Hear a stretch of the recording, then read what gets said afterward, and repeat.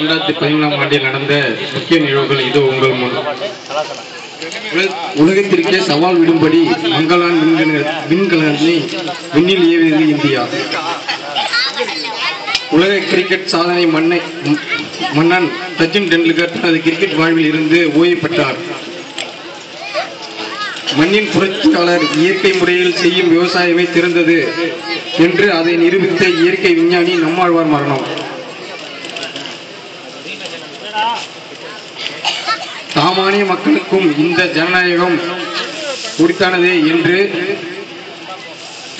துரப்பத்தை சின்னமாக கொண்டு நிரூபித்தார் ஆம் ஆத்மி கட்சியின் தலைவர் கெஜ்ரிவால்.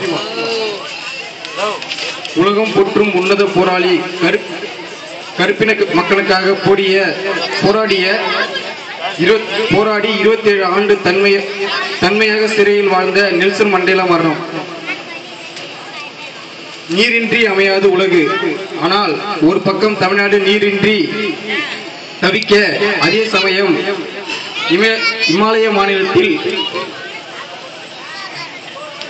புயலால் 5700 நபர்கள் பாதிக்கப்பட்டனர்.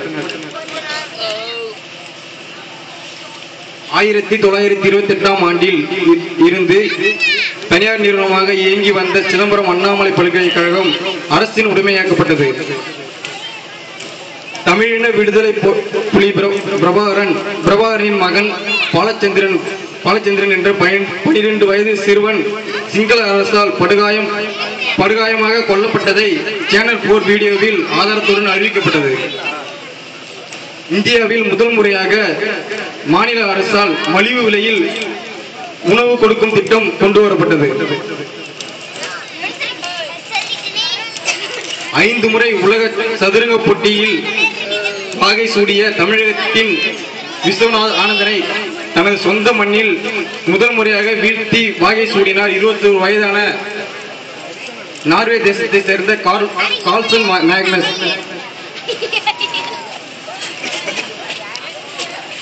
காவேரி நீரினால் ஏற்பட்ட பிரச்சனைகள் அதிகம். அதை இந்த 2011ஆம்